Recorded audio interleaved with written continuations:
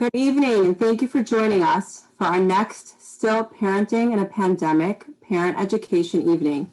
I'm Sheila Berkowitz, Director of School-Based Programs and Teen Therapist at Madrigos Midwest. This year, our social and emotional learning curriculum, the Ray Family Foundation Steps to Healthy Living program, is going strong. Despite all the stress our schools have been dealing with this year, many continue to provide their students with this crucial part of their education. The students began the year with a new unit titled Reintegration after being home for many months. They continue to learn from a variety of topics such as communication skills, decision-making, emotions management, and more. Our parallel parenting program, now over Zoom, commenced for a third round about a month ago, supporting parents during these difficult times and always. For this evening's program, I reached out to a friend I grew up with, who now does similar work to me in the New York area. This evening, we'll hear from Rena Kutner on how to use empathy to connect with our children, and specifically during these unsettling times. Rena Kutner is a licensed marriage and family therapist in the 5 towns of New York, working with couples, families, parents, and individuals striving for better relationships in their lives. She co-leads the weekly Madrigos Educational Parenting Support Group, where she co-created the Parenting PERC or PERC method, which has successfully equipped many parents with the skills and techniques of building and maintaining thoughtful and deeper relationships with their adolescent and adult children. Rena lives in Lawrence, New York with her husband Ephraim and their 9 children, now 2 in-law children, Kanai. She's originally from Chicago and was my classmate in Hackensack Space Yaakov long ago, and is a proud supporter of the community. After Rena's presentation, we will be taking anonymous questions from the participants. Please use the Q&A button on the bottom of your screen to submit your questions. I will now turn the screen over to Rena. Good evening. Thank you for joining tonight. When Shira had first approached me, when Rodriguez approached me about speaking on such topics of helping our kids deal with what they're going through, I felt it was really important for us to speak about an aspect that I find is a great challenge right now for parents. We are facing something that we've never experienced, our kids have never experienced, and so something really big changes. We've actually had a challenge for a number of years now where parents have been struggling to connect with their children in all ways. There has been so many different technological changes and distractions in this generation that have made it much more challenging to emotionally and personally connect with our kids. And because of that, parents are struggling with, how do I talk to my kids? How do I get my kids to talk to me? So what happens is that they're at a loss and there's a great divide. And all of these other distractions are making it much harder to have conversations with our kids and know what to say and how to say it when a lot of them have so many different distractions to run away from us. And on top of that, we have such busy lives and so many things going on. And you have all these people telling you, you need to validate, you need to talk, and we're not really well equipped with what to say and how to say it. And so we're struggling to connect with our kids. And then God flipped everything upside down. And this pandemic actually forced all of us to be in close quarters with our kids and be forced to actually be face to face and wondering what answers we can give to all of the questions, and no distractions, limited distractions now. We don't have school work and events and simchas and dinners and things to keep us in and out of the house so fast. Now we're really forced to really look at each other and face each other and find ways to communicate and recognize the lack thereof. And so, and on top of all of that, what really makes it even more challenging is we all know that when we would share with our parents that, you know, oh, the bus ride was so hard or it just took so long, the reaction that we would get from our parents was, oh, you think you have it bad? I took 2 buses, a train, and then hiked 10 miles in the snow. So they would crush us on how hard it was. And now we can't even relate to our kids in the experience that they're having. We can't even pretend to say we know how hard it is and we had it harder, because they are experiencing something that we have no idea what that must be like. And so we've run out of a way to connect with our kids, at least that we see how to connect, any kind of conversation to make it seem like we know what they're going through. And actually, that's been a great thing, because what it's doing is it's forcing us to really, really stretch ourselves to work on this aspect that we call empathy. What is empathy? Empathy is the ability to connect with another person through connecting on the emotion that they are experiencing. So what does that look like? So we all know that when we are going to be visiting somebody who has lost a loved one, we're going to be Menachem Avel, we're going to pay a Shiva call. And we might not have experienced that experience. And so we might have sympathy for the person. We feel bad for them. We reach out and we show that we care and we feel bad for their situation. And we're letting them know that we share a feeling towards them and for them. But they're in that position and we're over here. Empathy is when you go make that Shiva call and maybe you can't connect on the experience because you've never had it, but you can really connect on the emotion that they're having. So you can conjure up a sense of the emotion of loss, the emotion of pain that you might have experienced. But if you can sit there in the emotion, then you can connect. You don't have to have had the same experience to kind of connect with the emotion that they might be having. And that is what empathy is. So empathy actually is a connector. So what is that? So it's interesting. Human beings are born with empathic skills. So when a baby is born, they only know how to cry. That's their first level of expression. And they cry when they're either wet or cold, or they're frightened and they're hungry. They know to cry. And what happens? Their parent or their caretaker runs to remedy the issue. And they will either feed them and change them and put their blanket on. And then they will soothe them and rock them till they feel better and stop crying.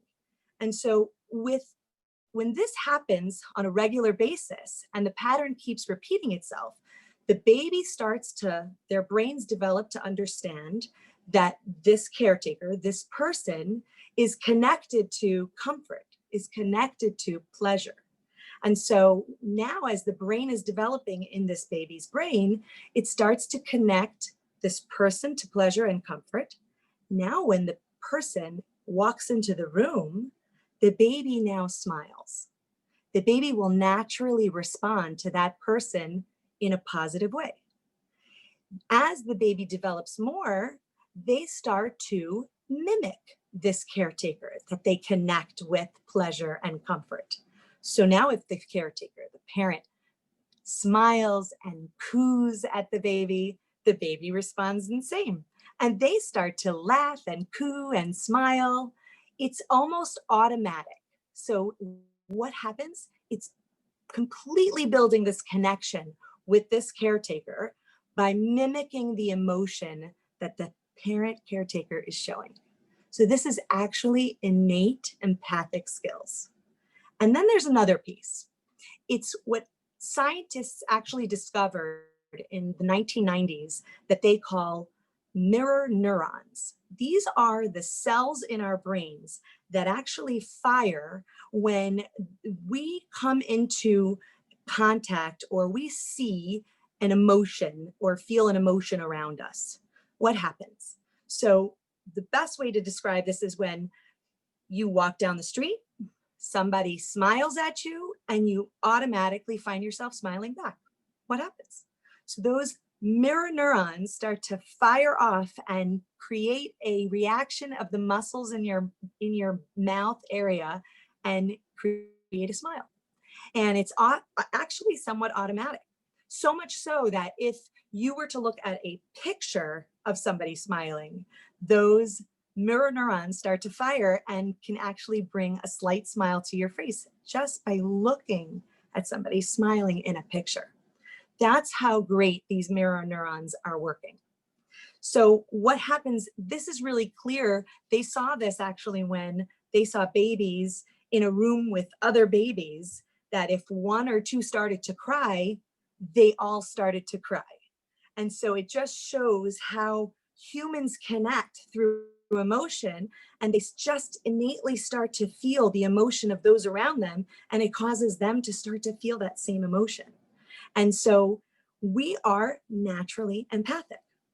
You really see this when any one of us have either unfortunately seen someone, you see someone taking a really horrific fall, or you're about to watch a car accident, or you see something really, really scary or happening, and you wince in pain, and you actually feel some sense of physical discomfort. And that's all because we are naturally empathic.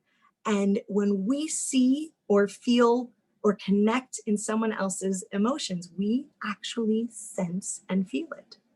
And this is what empathy is. This is what it looks like. So then we have to ask ourselves, okay, we're born with empathy. It's innate in us. So now what? So what does it look like to empathize somebody else? Our kids are going through so many different things right now. And for especially teenagers, you're going to find that they might have a very strong emotional reaction to everything that's going on for them.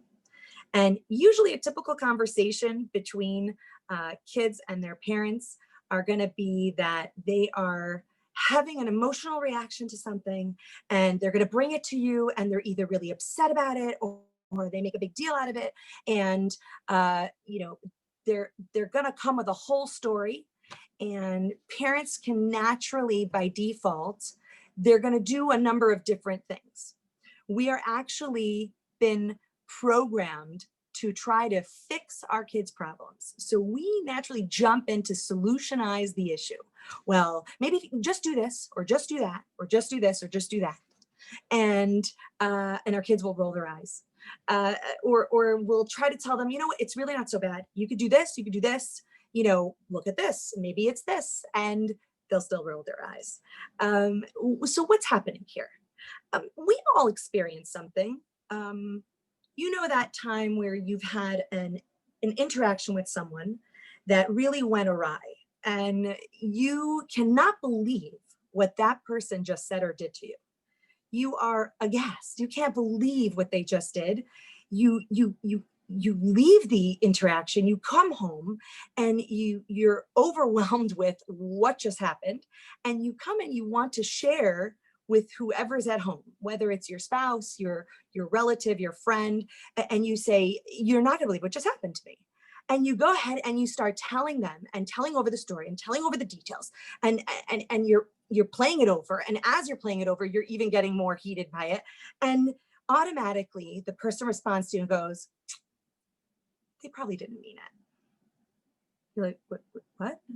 Yeah, I think you're overtaking, you're overthinking it, or you're like a little, it's, don't be so sensitive. What do you, maybe you didn't hear all the details that just happened. Like, let me start over. So you tell again, you give it even more expression, because clearly they're not getting it.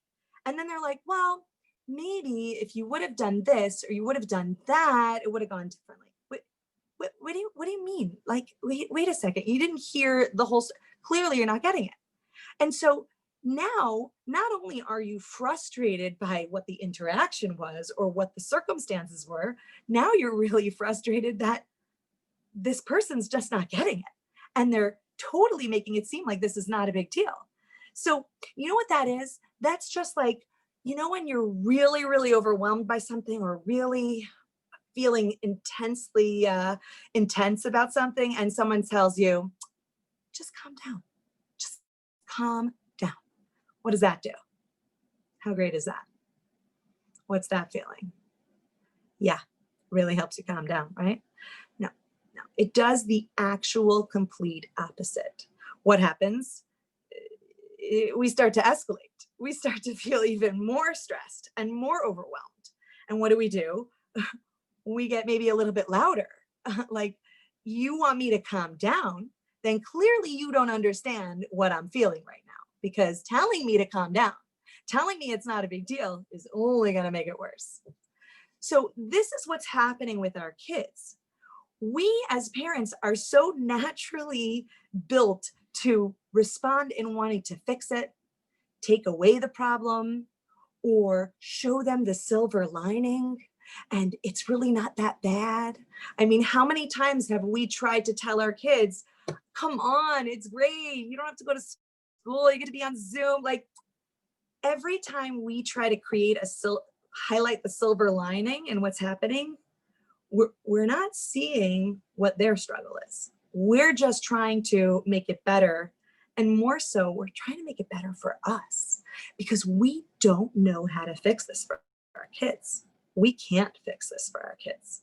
We don't know when this pandemic is going to end. We don't know when things are going to change. So we're uncomfortable, and we're uncomfortable with them being uncomfortable. And that's a really big piece here. Parents really struggle when our kids are struggling and in pain. We're really overwhelmed by their pain. And as a parent, we have to take a look at that and say, okay, is this me reacting to my discomfort, or am I reacting to my kid's discomfort? Now, that's going to be a really important piece here. Because a lot of the times, unfortunately, we're actually reacting to our own discomfort. We do not want to see our kids upset. We don't want to see our kids in pain. We don't want them to be uncomfortable. And because if they're in pain, we're in pain. And we are all programmed in this generation to run away from pain, run away from discomfort, find every which way to find a comfortable ground, a neutral ground, stay safe. Why feel a feeling? And we're not helping our kids. We're really not. We're really trying to get them to run away from something that you never really can run away from. Emotions. They just seem to keep coming back and creeping back. So when we're giving a silver lining, or we're giving them a solution to the problem, we are essentially minimizing what's going on for our kids. We're not listening fully to their experience. We're not looking to really look at what they're saying and really see what emotion they're experiencing. What's the emotion in their eyes? What are they really showing us? Because our kids only know how to express what they've learned how to express with. Some kids scream, some kids don't talk at all. Some kids say something completely that has nothing to do with what they're feeling, but seems to have something to do with what's going on. And we kind of have to be detectives. We kind of have to be present and try to really look. And the biggest piece that we're looking for is, what is the emotion that they're having? Because that is the struggle.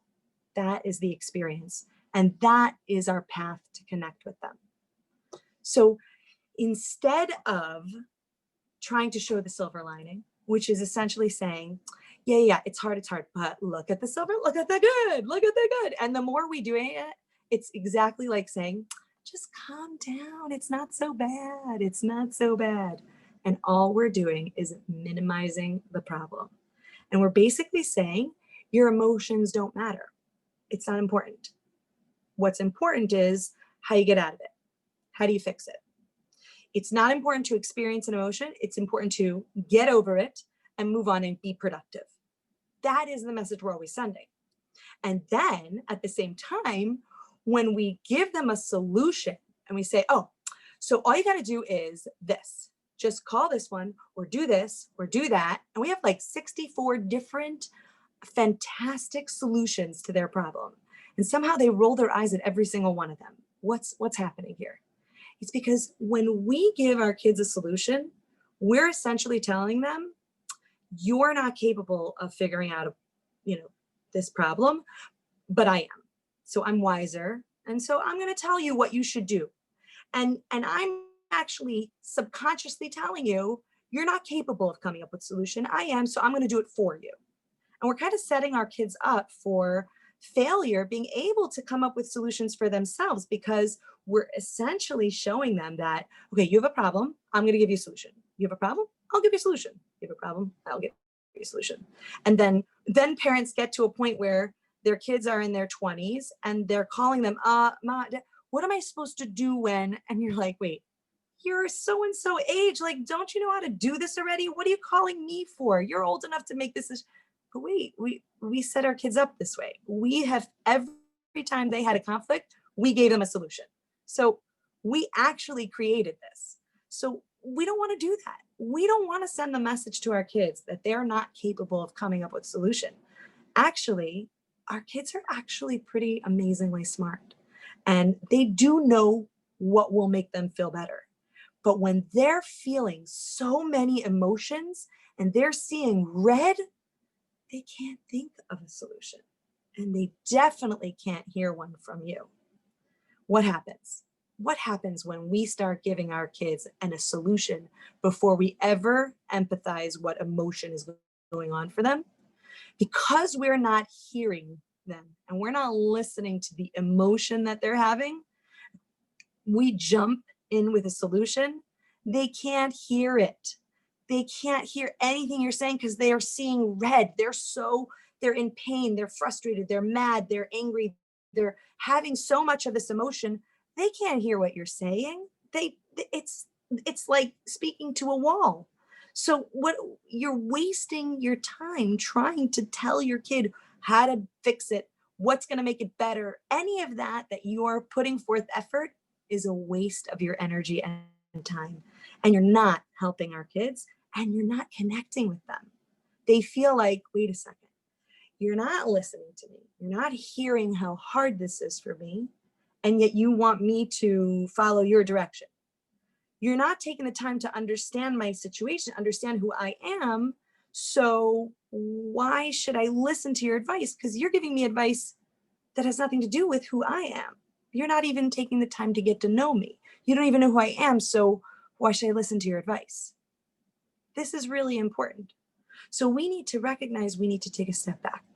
We need to pause. We need to listen to our kids. And when they are freaking out about whatever it is, and our brains have a natural reaction as parents, we actually have like 60 different thoughts that go into our head when our kids are having, they seem to be freaking out about something, or they seem to have a real struggle with something, or they seem to be really in pain about something, or they're reacting to something. And our brain quickly has a million different thoughts that go into our head in that millisecond of time. Oh my gosh, my kid is so chutzpah. Oh my gosh, my kid is not capable. Oh my gosh, I failed as a parent. Oh my gosh, is my kid ever going to get better at this? Oh my gosh, what am I going to do? I don't have an answer to this. There's a million different things that are going on for us in that moment.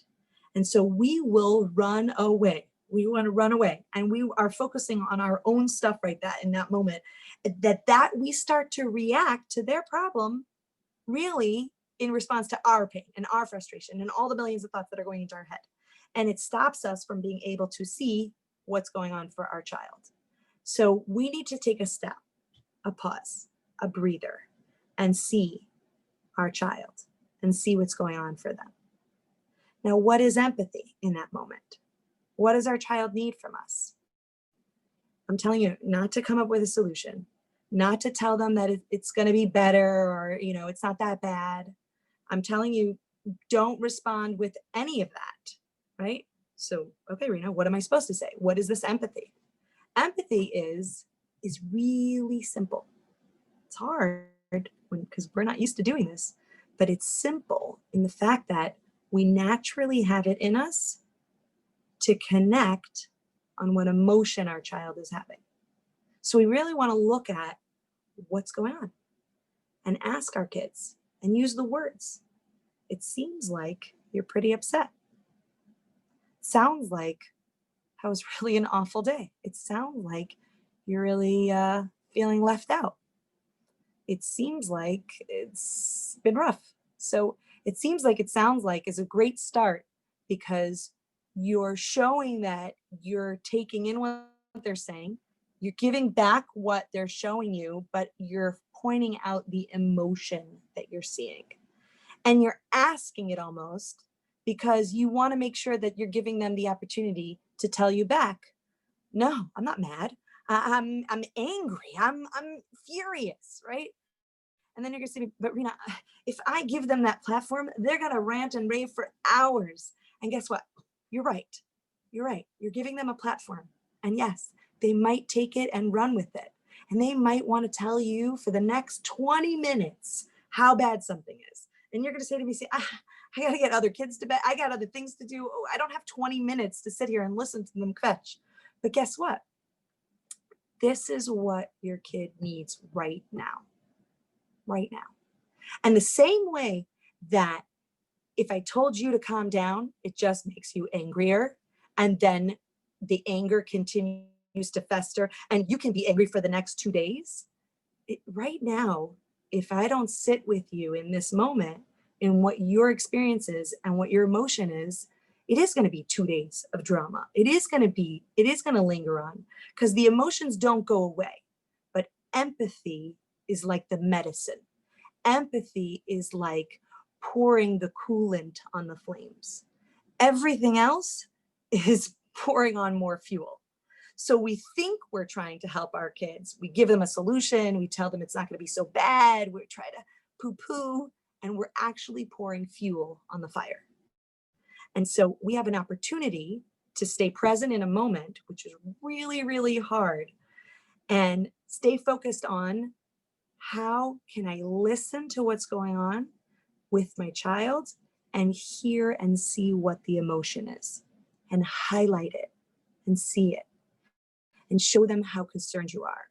Wow, it really sounds like that was really tough. And just listen and just listen.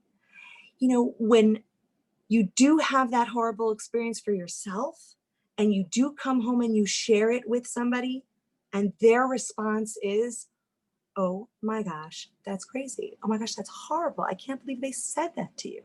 I can't believe that happened to you. You're like, yeah, can you believe it?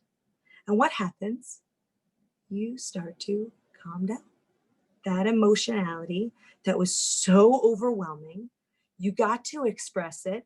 You got someone who got it, who empathized with you, and that is the coolant. That brings it down. Now, did your friend change the situation? No. Did they make it better for you in any way? No. The interaction still happened. The exchange happened. The conflict is still there. So what did they do? They got it. What does that mean they got it? They heard you. They heard you and gave you a platform to share it, which was able to give you a sense of calm and connect with someone else in the struggle. It relaxed you and you felt less alone. That is the power of empathy, because then I've connected with another human being and I'm not alone. I asked my kids before tonight, I thought, you know, how can I possibly stand before anybody else and talk about parenting, you know, think that I have any answers. I am simply sharing through what I have seen professionally and as a mom, what really helps connect with our kids and what makes a greater divide. And so empathy has been and still remains to be a real bridge for our kids and us. And so I asked my kids, I said, okay, guys, they asked me to speak, and I think you guys are the ones who know best what parents should and shouldn't be doing. And my daughter quickly said, I think parents need to know they do not have to give the answer to the problem. They just need to listen. They just need to listen. Let me just go on and tell you what's going on for me. Do not tell me how to fix the problem. So that was one. And And that's amazing because that's really what they want. It's actually a lot less work for us as parents than coming up with every which way to save them and get out of the problem. And actually, it's take a deep breath and just hear them and listen. And I asked my son, what does he think? And he said, you know what, Mom, I think it's really important for parents to know that it's really hard to feel alone in the struggles that we face. He said, if a kid is really struggling, let's say they have, an issue at school or an issue with friends or an issue for themselves that they feel insecure about. So they have 1, 2, 3 items that they're struggling with. He says, feeling alone, feeling lonely is not a 4th struggle. It is the thing that makes all the other struggles that much greater. And if they have a parent or somebody that connects with them and makes them feel that they get how hard it is for them and that they see that they're struggling, they're not alone in the struggle, that gives them a sense of being less lonely. And that makes all of the other struggles not as hard. So he really was honing in on the fact that we as parents have an opportunity to just be with our kids. What does that mean, right? So if our kid is about to go outside into a rainstorm, we always want to run out and get the coat, get the umbrella, make them get the rain boots on. That's fixing all the problems, right? Sometimes our kids just want us to stand outside with them in the rain. Just stand here with me. Feel the wind, feel the rain, and feel how hard it is to stand here in this storm. And that's what they're asking for. The best way to show that we actually are all capable of doing this is the unfortunate reality, if ever we were faced, God forbid, with having to be an experience where a child has an emergency and the ambulance comes and they're taking the child into the ambulance. What do? What is our natural reaction? We jump in that ambulance. Why? Why do we jump in that ambulance? What are we going to do in there? We're not administering any of the medicine or the painkiller. We can't fix the broken bone or sew up any tears. We cannot do anything to fix the problem for our kids. And yet we jump in that ambulance, we take their hand and we hold their hand. And we just show them that we're there with them. I'm here with you. I got you. I got you. What is that? That is natural empathy. And that we all can understand. We all get that. It is innate in us, and we want to be there and help our kids and make it a little bit less lonely.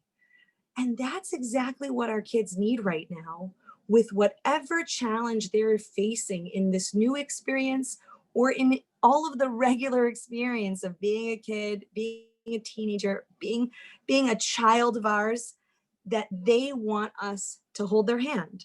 And as much as our teenagers will say, don't touch me, go away from me. My daughter even said tonight, she says, you tell the parents that even if your kid seems like they don't want a hug, give them a hug. And I said, really? Can I hold you to that? So it's definitely the sense of loneliness that we want to counteract by connecting with our kids.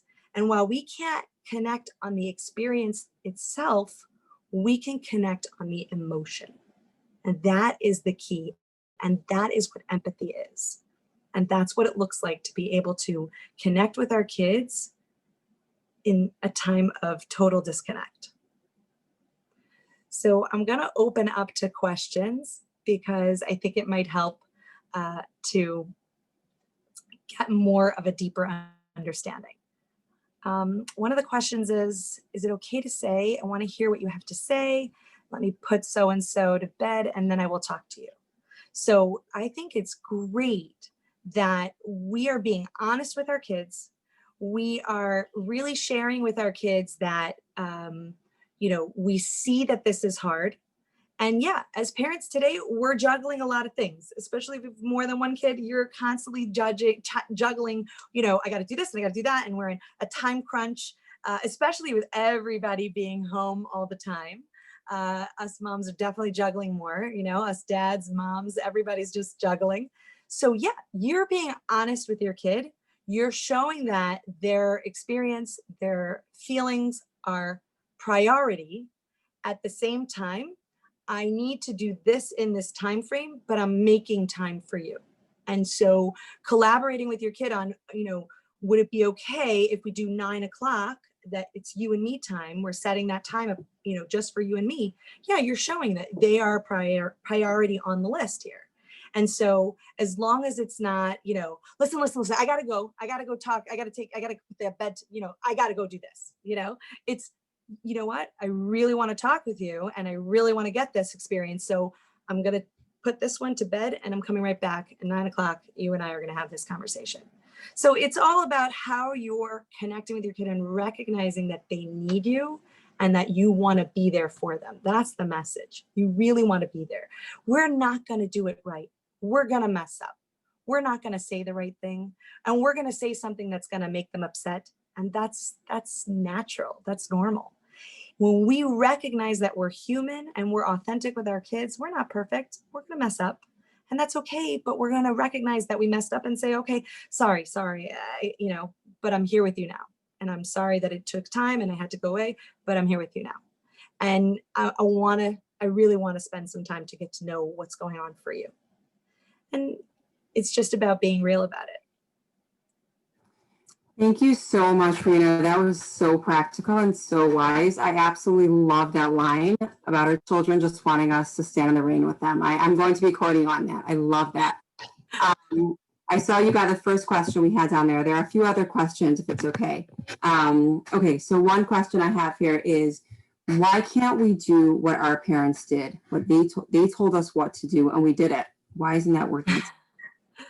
So generations are completely different and the experiences are completely different, especially this pandemic. It's completely thrown everything off course. And it's important to recognize that we are generationally different. We are culturally different than our parents, and they were different than us. And so the methods are different. Whether your kids are technologically connected or not, our children in this generation have so much more access to the answers to questions and so much more accessibility to knowing things that are going on in the world in real time. They are just in a greater expanse of access to things that we did not have as children. And so they are developing a different way and a different speed than we are. So we can't think that we are the same need to our kids as our parents were for us. So what does that mean? So if our kids don't need us the way that we needed our parents, we needed our parents for everything, right? You couldn't get a ride with an Uber. You needed to beg your parents for a ride to the mall or a ride to school or whatever it was that you were going to need. And whether or not you have Uber or Fuber and you have a way of getting this done, or whether your kids have access to Google or their friends do, they can find out an answer to a question without asking you. And so no longer are we the most important person in their lives now. Now we are just the emotional guide. That is our role in 2020. And that's really hard when we have not been, kind of scripted to be an emotional guide. We have to shift gears. We were not trained in this. And so that's why it's really helpful to kind of shift gears and kind of take notice of what are the emotions our kids are having. And so that we can hear it and try to connect with them on that, because that's really what they need right now. So my colleague actually said it great. She said, if you have married children today, would you ever call them on their house phone? If you keep calling them on their house phone, you'll never connect. So this generation, there's no such thing as a house phone. They don't answer their house phone. That's for spam. So, and they're going to only answer their cell phone. So if you want to connect with kids in 2020, we have to shift gears and we have to change the way we parent. Well said. Okay, we got another one here. Doesn't empathy make it seem like it's giving them permission to behave badly? Okay, so I get this a lot. A lot of people will feel that if I empathize or I validate, then I'm essentially saying it's okay to behave the way they did, right? So if our kid is really being chutzpah or they're really acting out, and here I'm telling you, instead of focusing on the bad behavior, just focusing on what emotion they're having, and you really sit there and say, it seems like you're really angry. And so, did I just say it's okay to act like that? No, but I'm not focusing on the behavior right now because, like I said earlier, if I start focusing on the behavior, I'm not hearing them because this is their means of expressing that they're angry. And usually, anger is hurt. So, they're hurt about something. And then all I spend my time on is talking about their behavior. And I have just missed the whole point of why they're screaming. And guess what happens? If I miss the point, they'll scream louder. They'll just keep going. They're going to do what they know to do to get our attention more and more and greater. So we didn't get anywhere. So instead of focusing on the behavior in that moment, we want to focus on the emotion that they're having so we can actually get somewhere in the conversation.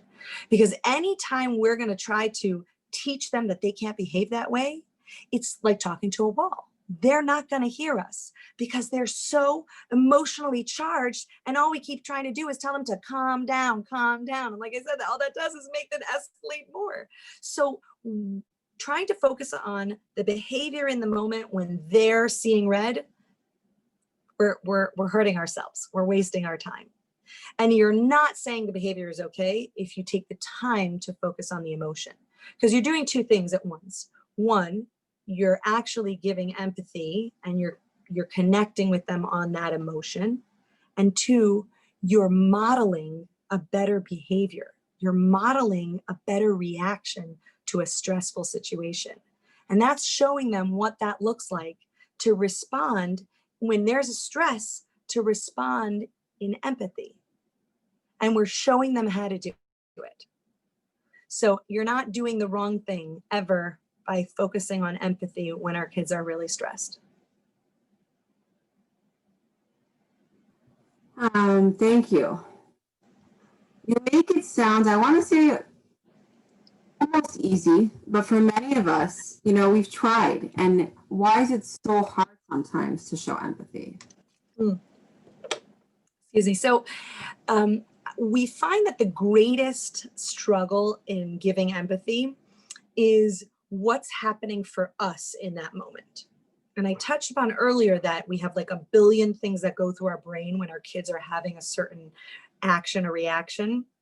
A billion different thoughts that go into our brain that we can't get out, so to speak. And we're worried about, their future. We're worried about, are they always going to be like this? We're worried about, what somebody else might think or see. We're worried about, how did I do this wrong?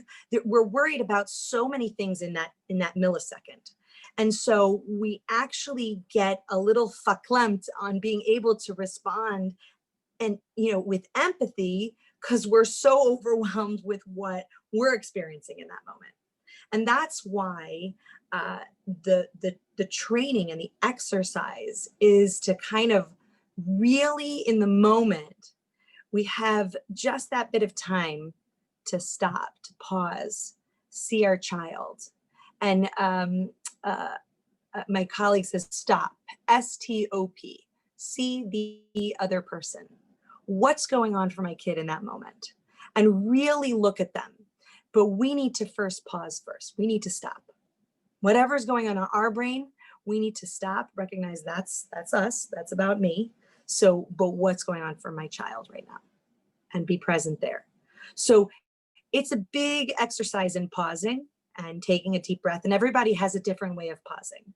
I work with lots of parents and everybody has unique individual ways of pausing. And it's really a struggle for a lot of parents because we are so programmed to respond in a knee-jerk reaction. Some people automatically yell. Some people automatically, just, start to react in different ways and it's automatic.